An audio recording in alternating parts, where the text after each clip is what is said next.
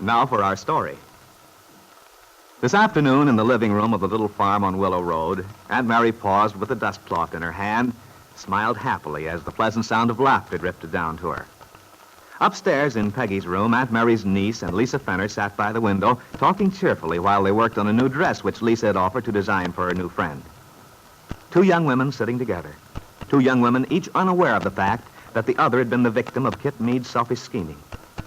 If only Peggy had been impelled to confide in Lisa, tell how her own life had been affected by Ben Calvert's self-willed daughter. Or if Lisa had been less fearful, had told Peggy that her reason for coming to Wakefield was to reclaim her baby son from Kit. But instead, since each hesitated to burden a new acquaintance with her personal troubles, the girls talked of casual things.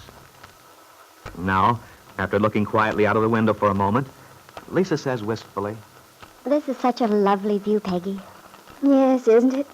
I love that little hill with the trees marching up to the top. It must be beautiful here in the summer when everything's green. Oh, it is. I never get tired of looking at it. What's that little house down there by the road, Peggy? Oh, that's where Lefty lives. He built it himself years ago when he first came here. Oh, it's very artistic. Funny you'd say that. Lefty thinks he's so practical. I like Lefty a lot. He's so straightforward, honest about things. Oh, Lefty's wonderful. In fact, I don't know what I'd do without him. I can tell he's terribly fond of you. He's been like a father to me. Oh, you're lucky to have him. My parents died when I was just a child. Oh. I've always missed having a father. Someone who cares about you no matter what you do. Just because you belong to him. I lost my parents, too, but I've been very fortunate having Aunt Mary and Lefty. Yes, you have been.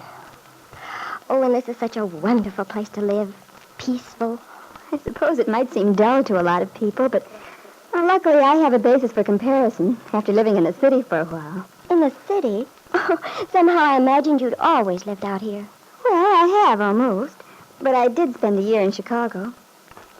You see, I had an idea I'd like to have a career. I thought I wanted to be an actress. Really? What happened, Peggy? Well, you see, the trouble was I lacked the most important thing, talent. Oh, maybe you're mistaken. Oh, I'm afraid there's not much doubt about it. Oh, dear, I've lost the scissors. Oh, here they are. Oh, thanks, Lisa. No, I wasn't intended to be an actress. Not that I mind.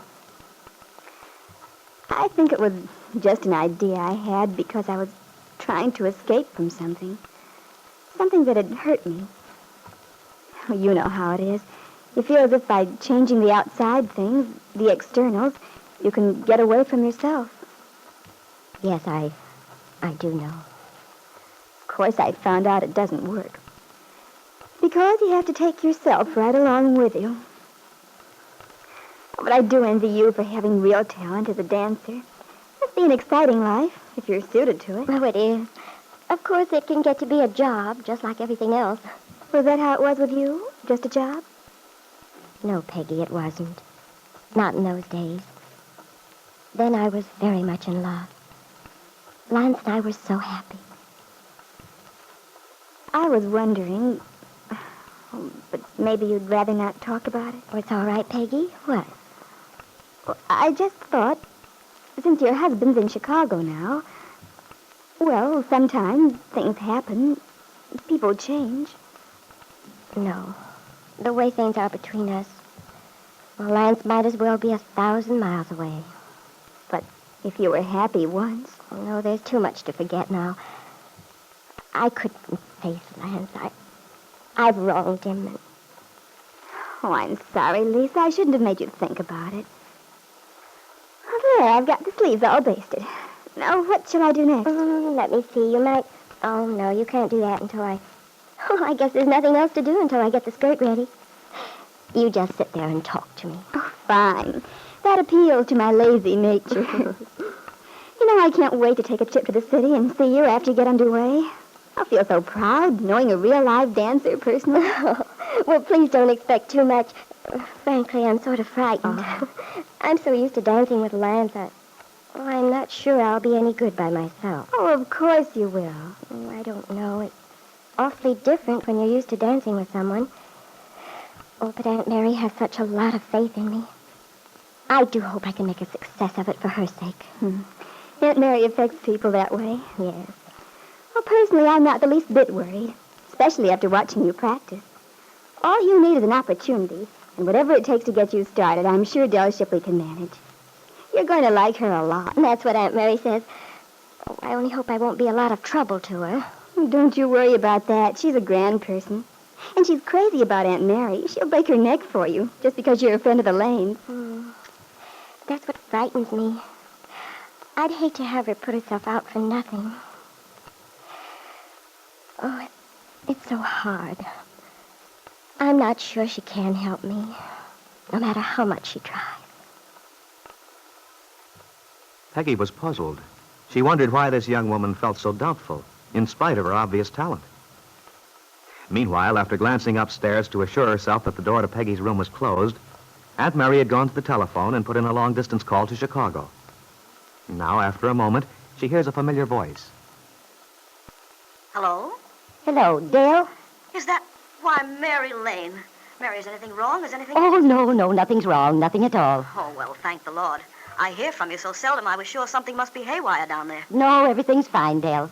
How about you? You know me, Mary. I'm as healthy as an ox. Besides, only the good die young. Is Lefty all right? Oh, yes, Lefty's fine. Oh, that's good. I guess there's no use asking if he's changed his mind about anything. Well, you know how stubborn he is, Dale. But he'll come to his senses eventually. I'm sure he will. Oh, maybe so, Mary. But I'm not getting any younger. Well, what's on your mind? Dale, I do need your help. I wondered if you could do something for me. You know I will. What's the gimmick? The what? The gimmick, the deal, the idea. Oh. Well, I'm going to write you a long letter about this. Good. I don't want to go into all the details now. But briefly, there's a young woman staying with us. Yeah? A dancer who just had a dreadful experience. A dancer? Yes. Her name's Lisa Fenner. You may have heard of her. Fenner. Say, you must mean Lisa and Lance Fenner. Yes. Oh, sure, I remember. They split up quite a while ago. I saw something about it in Billboard the other day. He's in town here. Yes, and Lisa's down here with us. She needs help, Dale. Mean she wants to get back to work again? Yes, but now she'll be alone. No partner. I see, a single. It isn't just the money, Dell. The girl has lost her confidence. Needs someone to give her a boost. I get you, Mary. I wondered if I might send her to you, Dell. Sure. Send her along. We'll fix something up for her. Oh, that's wonderful. You've no idea how grateful I am. Oh, forget it. And, Dell, there's another thing. I'm especially anxious not to lose track of this girl. I have a very good reason. Anything you say, Mary. Just send her up here. I can handle it some way. Aunt Mary hung up the telephone with a feeling of relief. Now things were actually underway. She hadn't explained to Dell Shipley her reason for wanting to keep track of Lisa, because of a name the young woman had mentioned inadvertently. The name of Kit Meade. There was an answer to many perplexing questions, Aunt Mary felt sure, in Lisa's connection with Ben Calvert's daughter, and she was anxious to find out what it was. At that same moment, in her nightclub, the Golden Peacock, Dell Shipley has just dialed a number. Hello? Lily? Listen, hon, this is Dell. I want you to do something for me. I just had a call from Aunt Mary Lane. Oh, everyone's fine. Yeah. But she's sending a girl up here, a dancer, and I wish you'd put her up at your place. You've been looking for a roommate anyway. Sure. Well, you can give her the once-over for a few days. Sure. And if she pans out, you'll be all set. It might work out just swell for both of you. A phone call from Dell Shipley to Lily Devon, who works for her at the Golden Peacock. Lily, Peggy's old friend, with whom Aunt Mary's niece had roomed herself while she was in Chicago during that hectic period following her flight from Wakefield. Lily knows all about Kit Meade, for Peggy, lonesome and unhappy, had chosen her as a confidant. Well, Aunt Mary, you couldn't hope for a better arrangement than this, for Lisa Fenner to live with Lily Devon.